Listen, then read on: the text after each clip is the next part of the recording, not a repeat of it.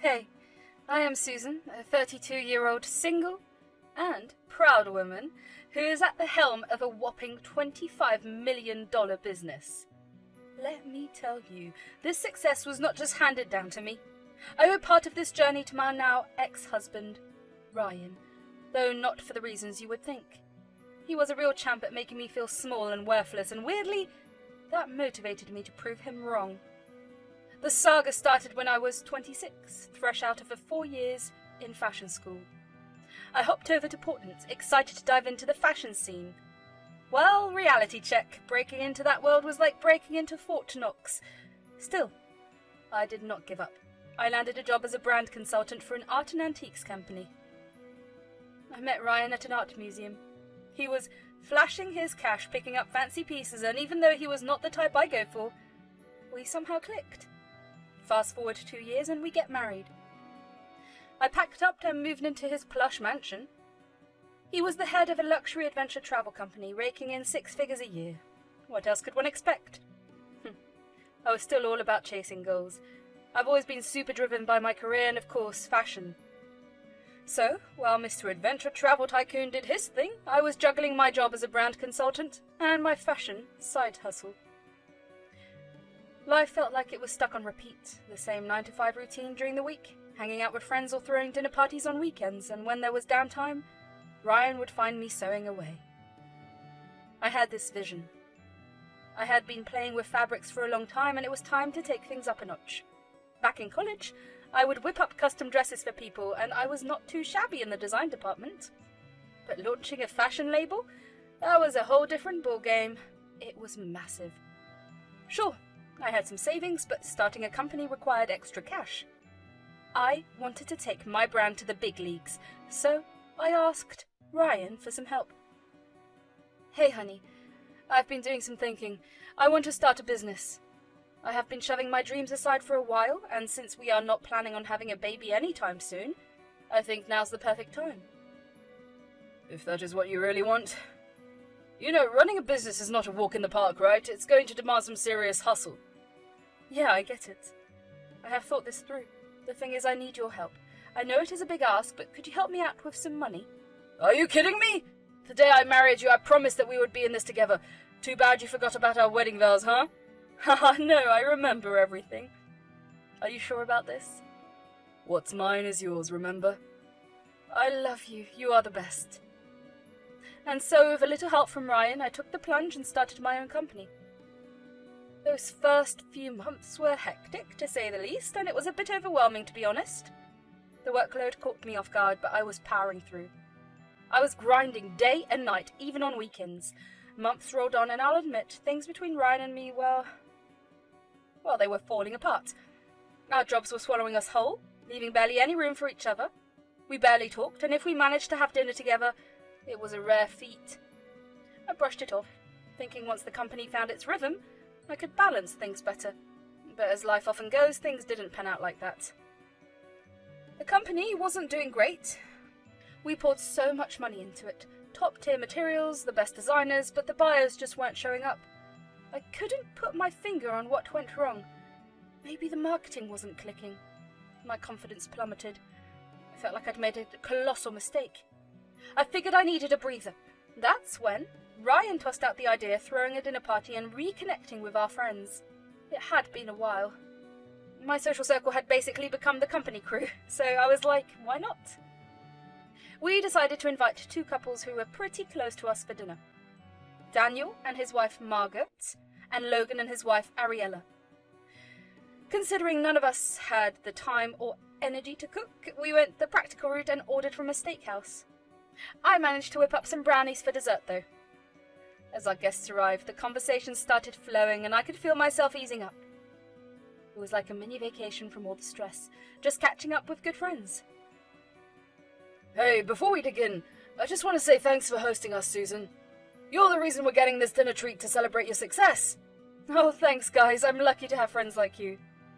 You've come a long way, Susan. Cheers to your amazing business journey. Absolutely. Hey, Ryan. How about that bottle of Dom Perignon we got? Let's pop it open to mark the occasion. Of course. Let's make it fancy. You guys, know how to turn any gathering into a celebration. That's how we roll. Here we go, the good stuff. To friendship, success, and the little moments that make life special. Cheers! Alright, let's dig in, everyone. Help yourselves. Susan, you've really created something amazing with your creativity. I saw some pieces lying around the back. Thanks, Logan.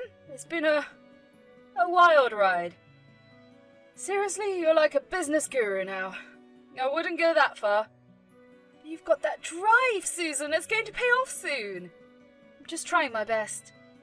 You know, guys, Susan's whole business venture sounds brave and all, but in reality, running a company takes more than just passion.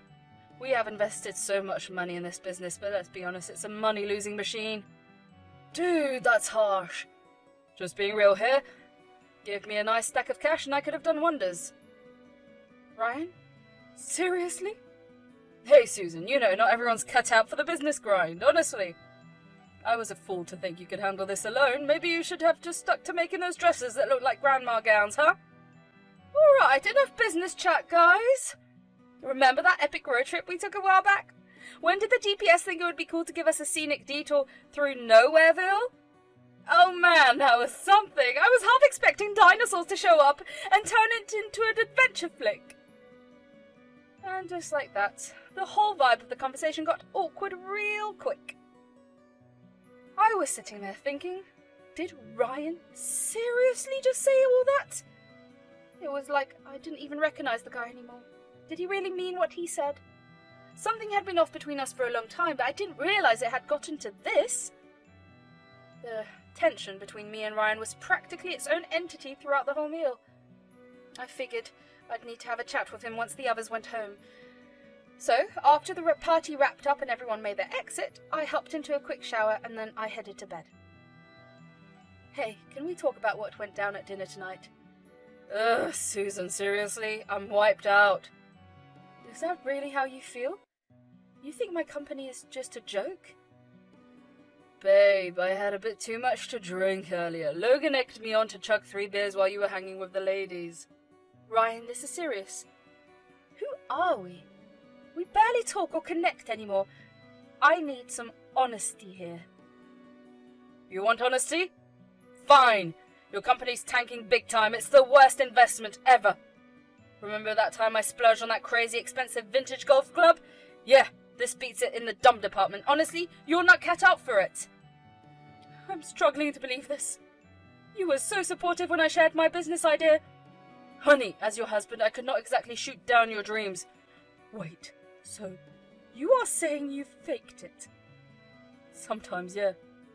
You know how you can get a bit dramatic, and honestly, if I'd been completely honest at that moment, I thought you might hold it against me forever. You never told me that. Just put it out there. Think about it. You did end up getting what you wanted, didn't you? Take when we crossed paths at the museum. You were all in work mode, setting up the show, but instead of sticking to the task, you managed to bag a dude like me who's putting in 6 figures. So, you genuinely think I married you just for the money? Let us be real for a second. You were stuck in that underpaid job until I invested in your company. You were and are nothing without me. I had other options, girls doing better than you, but I picked you. Instead of complaining, maybe show some thanks. You know what, Ryan? Maybe we should take a break. I was seriously bummed out and hurt. Ryan was supposed to be my biggest fan, but instead, he acted like he was the one who made me. I started questioning the guy I married. Taking a break seemed like the smart move to clear our heads and stuff. Ryan always had this huge ego. You could tell by the way he talked to our family and friends. But are you treating me the same way? That was a shocker. So, I packed my stuff and crashed at my sister Megan's place for a bit. She had her own spot and needed a roomie, so I just moved in. Some of my work was done at home, not just at the office we rented for the company. So, I ended up hauling a ton of stuff over to Megan's too. Through all this drama, Ryan did not say a peep to me. It was like a silent standoff or something. Setting up shop at Megan's and sorting stuff out was kind of confusing that first week. But you know what they say? Things sometimes happen for a reason. I got deep into work, grinding day and night. No man in the picture meant I had plenty of time to hustle. Megan hooked me up with some folks who introduced me to more folks, and my network started expanding. I rethought my whole company strategy and decided to hit reset.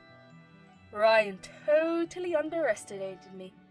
With the right support, a positive mindset and encouragement, my company took off. The demand for my clothes shot through the roof. Everyone wanted my clothes. Social media influencers were all about repping my brand. I was on cloud 9. The truth was that Ryan had been trying to get in touch with me. After I moved out, he was calling me nearly every day, but I was ignoring his calls. So I thought it might be time to sort things out. I planned to swing by our house to grab my stuff and maybe, just maybe, patch things up with Ryan and consider moving back in.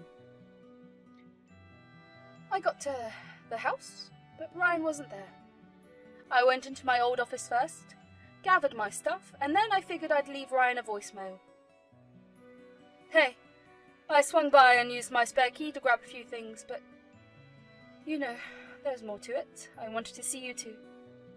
I might have gone a bit overboard, and I was in the middle of leaving that voicemail, so I hit pause real quick. Walking into our bedroom, my jaw practically hit the floor. There were chick clothes all over the bed, a silk black robe, a couple of dresses, even makeup scattered on the dresser. And it hit me like a truck. Ryan had been seeing someone else on the sly. He was getting involved with someone while still married to me, and to top it off, he brought her into our sacred bedroom. I snooped around a bit, hoping maybe there was a legit explanation, but deep down I knew better. The truth was staring me in the face. I dug through the closet, and guess what? It was straight up collection of some other girl's stuff. Bags, bling, shoes, you name it. I took the long route home, needing time to process everything. When I finally got back, I broke down in front of Megan. Hey, why the tears? Did things not go well with Ryan? My life with Ryan is done, Meg. No, what happened? Did he say something? It's cool. We can talk to him and sort things out. It's not about what he said, Meg. It's about what I saw. I walked into our bedroom expecting just to grab my stuff, and what do I see? Another woman's clothes are everywhere. Wait a second! Are you saying he's been messing around with someone else? Like cheating? Yep, you got it. And not just anyone else, Meg. He brought her into our bedroom, our freaking personal sanctuary. Can you believe that? Oh, Sue, I'm speechless. That's like a whole new level of mess. I'm so damn sorry you're going through this. Honestly, Meg, I'm not sure if I'll ever be okay again. I mean, here I was, second-guessing my decision to take a break from him, thinking I was overreacting, and then I walk in and, Sue, listen to me. You're so strong, and you deserve way better than this. We'll get through this mess together, step by step. Look, you've got that big fashion event coming up. Promise me you'll focus on that, okay? Don't let this mess with your head. You know what, Meg? There is just one step. I'm calling my lawyer tomorrow to get that divorce ball rolling. And the next time I'm facing Ryan is when I'm handing him those damn papers. I just can't find the words to say to him. The disgust is too real. Are you sure about this? I mean, maybe you're rushing into it. Nope, Meg, I'm sure. He had the nerve to diss me and act like some hero for choosing me over better girls, but cheating and fooling around with someone else, sorry, but that's a deal breaker for me. Whatever you decide, Sue, I've got your back. Your call, your life. I'm in your corner all the way. I stuck to my word and called my lawyer. So the whole divorce thing was in motion. In the meantime, I had this massive marketing event for my company. Big shots and major names were going to be there, so I had to keep my head in the game. And trust me, my company was in full bloom. Not trying to boast, but let's just say I made some pretty lavish purchases for myself. Anyway, I made sure to invite all my friends to the event, and the big day came. Famous faces, social media stars, and just regular peeps like my friends were all in the mix. I was running around making sure everyone was having a blast, but then the security guys pulled me aside and tell me there's this drunken dude at the entrance causing a ruckus. His name is Ryan. I was betting he got wind of this through our mutual friends. I made my way to the entrance. Seriously, Ryan, is this who you've turned into? I could ask you the same thing. Just go, Ryan. There's no room for you here. And what about you? Look at this whole spectacle you've created. What exactly are you trying to prove? Ryan, can we just... You thought throwing a party and gathering people would magically make you important and successful. You are a screw-up. This is a screw-up. Let's not do this now, okay? We can talk tomorrow. Sure. Go ahead and do what you're great at. Find another rich guy in there and bleed him dry, you vampire. I reached my limit and finally had enough. I made sure he got escorted out. The whole night was ruined for me. My mood hit rock bottom. I decided to keep the incident to myself. I didn't want to spoil anyone else's time anymore. I'd grown so much stronger by then. I knew what I had to do. The very next day, I sent him a hefty check. Why? Just to prove a point and deflate that massive ego of his. He tried calling me for days afterward, but I gave him radio silence. Finally, the divorce papers came through. I decided to give them to him face to face, and let me tell you, it was not just one paper I wanted to hand over. It was two. He spent ages tearing me down, making me feel like I was worth nothing. He wrecked our marriage, and even succeeded in raining on my parade during my big day. That was the tipping point for me. No more humility. No more pitying him. Sometimes you've got to show your true self and stand up to these self-absorbed types. I headed over to our place, knocked on the door, and Ryan answered. We stepped inside. Honey, I'm sorry for everything. You know, it started as a joke and got out of hand. Yeah, we had our differences, but enough, Ryan! You think you're innocent in all of this? I know the truth, Ryan. What do you mean? You've been cheating on me while I was away. And I don't even know. Did this happen before I moved out too? Is this why you kept saying you weren't ready for a baby?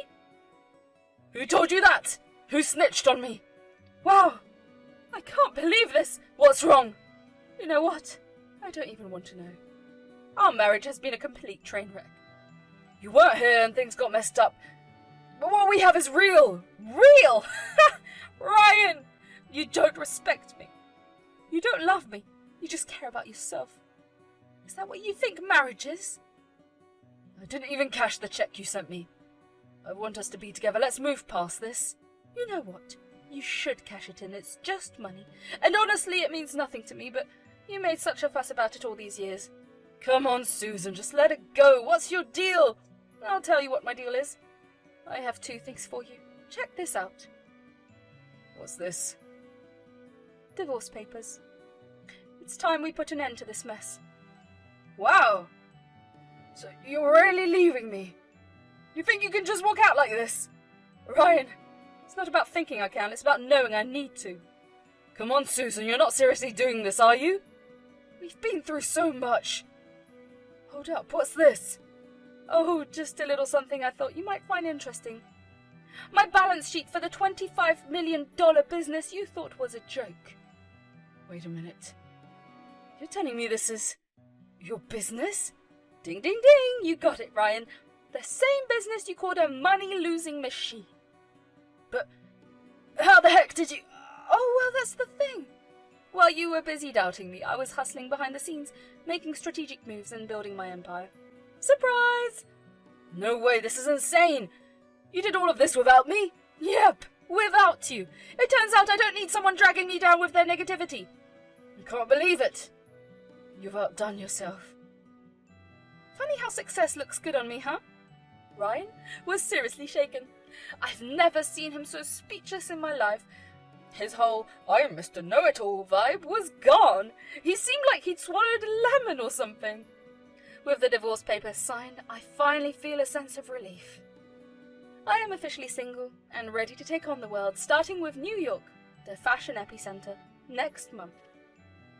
The word on the street is that Ryan has turned our old place into some kind of bachelor hangout. Apparently, he's constantly moping around, wallowing in his own regret. Meanwhile, I'm out here totally owning the success game. It's like this constant high of proving him dead wrong. There's no need for someone else to define my worth. I've got that covered. Thanks.